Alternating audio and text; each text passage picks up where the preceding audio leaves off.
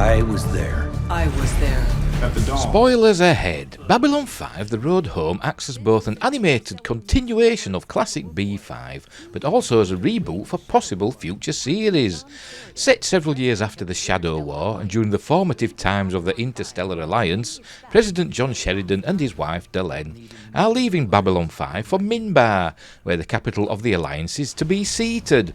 While on Delenn's homeworld, Sheridan opens a new power station that uses tachyons as an infinite power source. Unfortunately, these quantum particles affect Sheridan due to a previous encounter with time travel and send him on a whirlwind adventure to other times and alternate realities.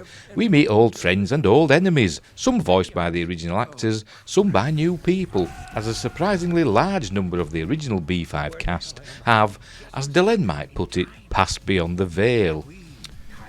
On his travels, Sheridan learns that he is a critical component to reality, being an observer needed to allow all timelines to progress as they should. His very act of observation in another timeline could dramatically affect how events unfold. In the end, though, we are taken to a new timeline, one where the Shadow War has not happened yet, and our old friends are all alive and well. I enjoyed Babylon 5 The Road Home, but it did not wow me. It was nice to be in the B5 universe once more, but it was a rushed affair, flitting from one timeline/reality to the next without allowing us to take a breath. Most of the main characters returned, but there were notable exceptions. Where was Via? Why was Kosh never seen? Or Lorien? Anna Sheridan never appeared, or was that her voice we heard on Zahadum?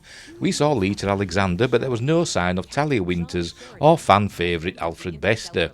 We went down to Epsilon 3 and met versions of Zathras, but there was no sign of Dral, the Minbari guardian of the Great Machine. It would have been nice to catch up with Zach Allen too. I'm sure there are plenty more characters, but I realised there was limited time and we barely had enough room for the characters we did see.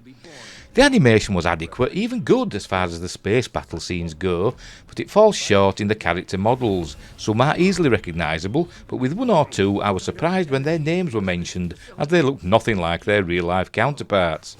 Some scenes looked very CGI-ish, while others seemed like traditional hand-drawn animation. I'm sure this was deliberate, but it was very noticeable to me.